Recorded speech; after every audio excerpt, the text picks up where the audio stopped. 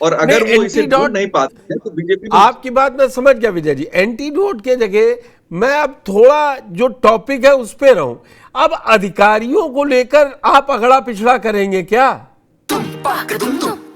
अरे श्रीमती जी, कुछ तो सस्ता लो, बचत करो। नहीं श्रीमान जी, सब बढ़िया लो, रहने दीजिए। इसमें क्या खास बात है? थोड़े में ज्यादा स्वाद, यही तो है इसकी खास बात। वाओ मम्मा, क्या स्वाद है। अरे मेरे राजा, मतलब नहीं, ऐसा ये तो स्वाभाविक है, 2012 ये में तो तो होगा। बीजेपी सोच के भी नहीं उठाती थी। देखिए, मंडल लागू होने के बाद से 89 के बाद से हमेशा जाति गिनी जाती है, काबिलियत नहीं गिनी जाती। और जाति गिनने की वजह से ही बहुत सी दिक्कतें हैं। आप काबिलियत की बात करेंगे तो उसके अलग तर्क हो जाते हैं कि भाई जब हमें मौके नहीं मिला तो हम काबिलियत कैसे दिखाएंगे। ये बात सही है कि गांव के स्कूलों में पढ़ाई आज भी बहुत अच्छी नहीं है, अभी बहुत सुधार हुआ है, लेकिन और भी सुधार करने की जरूरत है। दूसरा, स्कूल अच्छे हो जाते हैं तो बच्चों को पढ़ाने के लिए परिवार भी तैयार हो मानसिक रूप से, क्योंकि वो बच्चे बड़े होंगे तब तो वो यही तर्क देंगे कि हमें ठीक से पढ़ाया नहीं गया। लेकिन उन बच्चों को ठीक से न पढ़ाने के पीछे उनके माँ बाप भी बहुत से जिम्मेदार हैं। तो जब आप इस लोकतांत्रिक व्यवस्था में जब सिर्फ अब अभी आप देखिए, शेख सैयद पठान गिने जा रहे थे कि नहीं?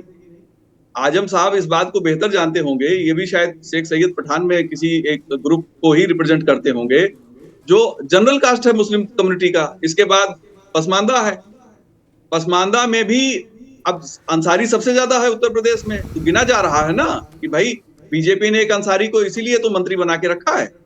और दूसरे नंबर पे कुरैशी बिरादरी है, एएमयू के एक्स वाइस चांसलर को उन्होंने एमएलसी बनाया सिर्फ इसलिए कि भाई कुरैशी समुदाय के हैं, वो दो लार्जेस्ट कम्युनिटी पसमानदा की हैं, उन्होंने उनको रिप्रेजेंटेशन दिया। तो ये गिने ही जा रहे हैं। और जब जातीय जनगणना की बात राहुल गांधी चिल्ला चिल्ला के कह रहे हैं, भले वो ब्राह्मण होते हुए नेता विरोधी दल बन गए, लेकिन पत्रकारों तक से तो जाति पूछते थे, हर चेहरा ही जाति के तौर पे देखा जा रहा है।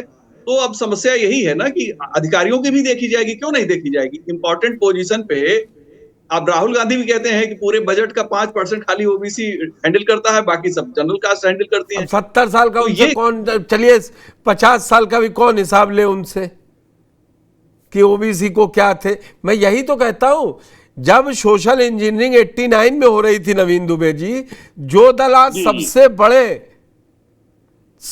बड़े खैर खां बन रहे हैं ना, वो सबसे पीछे खड़े गालियां दे रहे थे कि ये आरक्षण लागू ना हो, और आज वो बता रहे नहीं हम ही हैं जो तुमको बचाए हैं। भाई मुलायम सिंह यादव हो, लालू प्रसाद यादव हो, कल्याण सिंह हो, उमा भारती हो, सीरीज है नेताओं की, जो ओबीसी नेता उसके बाद मुख्यमंत्री बनते चले गए। आलम यह है कि अब तो ढूंढना पड़ेगा ठाकुर पंडित कहां कहां है। फिर आजम खान जैसी पार्टी के नेता पार्टी के लोग ये बता रहे हैं कि सिर्फ सिंह भाई हैं, सिंह भाई रहेंगे। आधार ये नहीं कह रहे हैं डीजीपी में भी कि वो सिंह भाई जा रहे हैं, सिंह भाई आएंगे और कार्यवाहक होंगे, हमको ये पता है। तो बीजेपी इस जो बात विजय जी ने कही उस नैरेटिव को तोड़ क्यों नहीं रही है? ये तो नुकसान होगा। जमीन पे इसकी चर्चा सबसे ज्यादा है, नहीं तो ये एक ऐसी प्रोसेस है जिसपे कोई डिस्कशन होने ही नहीं चाहिए। कई अप्रैल मई जून ये 3 महीने तो ट्रांसफर पोस्टिंग के ही होते हैं, और हमेशा होते रहे। कोई इधर से हटाया गया, जिसने काम नहीं किया था वो कर दिया। मुझे तो याद है शुरुआत के दौर की कि ये तो या तो इस समय हटते थे, या कोई उपचुनाव में सत्ता पार्टी को नुकसान हुआ तो तुरंत ही हटा दिया, या कानून व्यवस्था कहीं मुद्दा किसी जिले में बड़ा हो गया, और कोई कारण नहीं होता था। बिल्कुल पुष्कर जी, आप देखिए अभी हाल ही में अखिलेश यादव ने एक पहाड़ के टीले का मुद्दा उठाया, इटावा का, तमाम डीएम इधर उधर किए गए, और उसके साथ में इटावा में भी जांच की बात कही गई कि जांच की जाएगी, इसमें कौन कौन से ऐसे ताकतवर लोग इन्वॉल्व में खनन में, वो सामने आएगा। तो निश्चित तौर पर एक चीज माननी पड़ेगी कि कहीं ना कहीं जो आरोप अखिलेश यादव ने लगाए हैं या जो बातें कही हैं, वो परसेप्शन नहीं है, वो रियलिटी है, वो वास्तविकता है जो दिखाई दे रही है। ये तो स्वीकार करना पड़ेगा। दूसरी चीज आती है कि भाई पिछड़ों का तो फिर आप जैसे बुद्धिजीवी आप हुए विजय जी ने आपकी बात को दूसरी तरीके से कहा, बोले जब से 89 से ये सोशल इंजीनियरिंग हुई, आरक्षण हुआ, तब से जाति देखी जा रही है। आपने कह दिया अखिलेश यादव सत्यता बोल रहे हैं। नहीं, मैं बता रहा हूं आपको, आप सुनिए मेरी बात। उत्तर प्रदेश में डीजीपी की नियुक्ति होनी थी, वरिष्ठता के क्रमानुसार होती है हमेशा। क्या वर्तमान डीजीपी जो हैं वो वरिष्ठता क्रम के अनुसार बनाए गए हैं? नहीं बनाए गए हैं। जब जावेद खान बनाए गए थे विजय जी, तो कोई वरिष्ठता के आधार पर बने थे? नहीं, बता दीजिए आप। कह रहा हूं नहीं भाई, वरिष्ठता एक ही जगह चेक थोड़ी ना होगी, उसके कई पैरामीटर हैं। प्रशांत कुमार ऐसा होता है ना पुष्कर जी, वर्तमान देखा जाता है और इतिहास से वही रेफरेंस लिया जाता है जो आपके अनुकूल हो। तो मतलब मैंने रेफरेंस गलत लिया कि नवीन जी सही बोल रहे हैं? नहीं, वो तो वक्ता के ऊपर निर्भर करता है ना, आप किस तरफ ले जाना चाहते हैं अपनी बात। ठीक है नवीन जी। देखिए ऐसा है, समाजवादी पार्टी ने जो गलतियां की उनको आधार बनाकर तो भारतीय राजनीति में, उत्तर प्रदेश की राजनीति में भाजपा उतरी और उनको मुद्दा बनाया। उनको मुद्दा बनाने के बाद आप सत्ता में आ गए। अब आप ये कह दो कि साहब सपा ने जो किया था वही हम कर रहे हैं, तो फिर अंतर कहां रह गया जनता के बीच में? ये चीज तो जाएगी ना कि आपने कुछ नया करने की कोशिश करनी चाहिए थी, जो नहीं हुई। अब समाजवादी पार्टी का भी इतिहास बता देता हूं कि 2012 से 17 का कालखंड रहा हो, या माननीय मुलायम सिंह यादव जी आज हमारे बीच नहीं है, उनका 3 बार का मुख्यमंत्री का कालखंड रहा हो।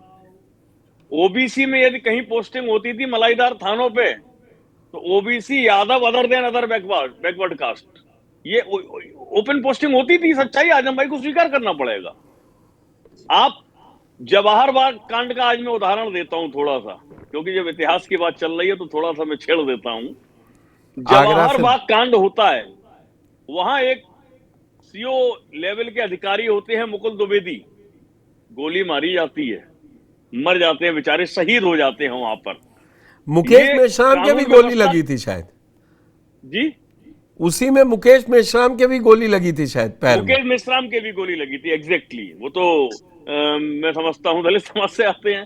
तो उस समय जो भी अधिकारी होता है या जहां भी जो पुलिस अधिकारी होता है, भले ही आप कप्तान किसी को बना दीजिए, थाना प्रभारी किसी को बना दीजिए, कानून व्यवस्था को बनाए रखने का दायित्व उस अधिकारी का होता है। और मैं समझता हूं कि शायद ही कुछ अधिकारी एकाध तो हो सकते हैं जो बहुत ज्यादा बैकअप के साथ राजनीति कर रहे हो, मैं इन्वॉल्व हो, तो वो अपनी मनमर्जी चला लें।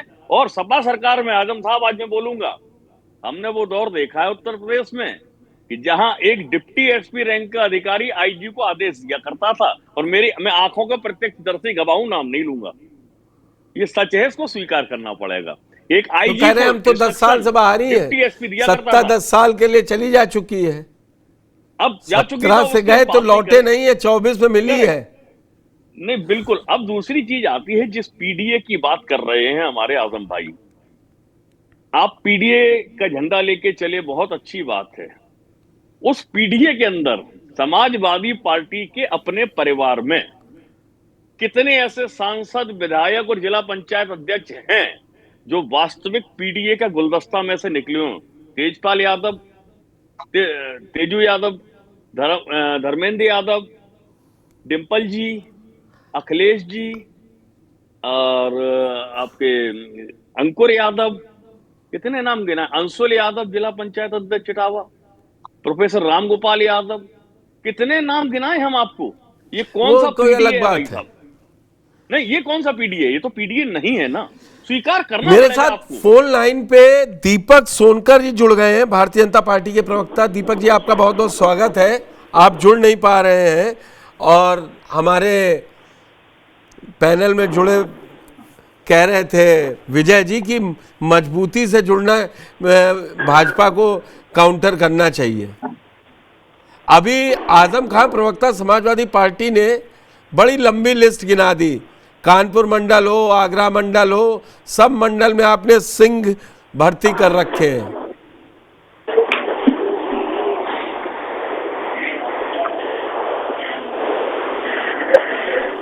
विजय,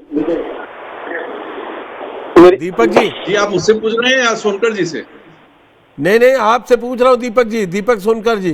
जी जी जी, मेरी आवाज आ रही है पुष्कर जी आपको? हाँ अब आ गई, अब आ गई। हाँ, मैं माफी चाहता हूँ, किसी कारणवश जुड़ नहीं पा रहा हूँ, ऑनलाइन जी, के जी। माध्यम से आपसे जुड़ा हूँ। मैंने सुना आपको, देखिए जहाँ बात आई भारतीय जनता पार्टी की जुड़ने की, भारतीय जनता पार्टी तो पहले से ही मजबूती से जुड़ी है और मजबूती से कार्यकर्ताओं को भी जोड़ती है और मजबूती के साथ ही काम करती है, पहली बात। दूसरी बात, अभी हमारे आजम भाई ने कहा, जो आपने मुझे बताया जी, मैं कहूंगा कि जाकी रही भावना जैसी, तिन सोचे वैसी। माने जो अपने कार्यकाल में ये लगातार करते रहे, जैसा दृश्य इन्होंने उत्तर प्रदेश की जनता को दिखाया, जैसा व्यवहार उत्तर प्रदेश की जनता के साथ करा, जैसी दृष्टि रची वैसी उन्होंने उत्तर प्रदेश की सृष्टि रच दी। माने जैसी दृष्टि थी वैसी उत्तर प्रदेश की सृष्टि रच दी। अरे श्रीमती जी कुछ तो सस्ता लो, बचत करो। नहीं श्रीमान जी, सब बढ़िया लो, रहने दीजिए। इसमें क्या खास बात है? थोड़े में ज्यादा स्वाद, यही तो है इसकी खास बात। वाह मामा, क्या स्वाद है। अरे मेरे राजा। मसाला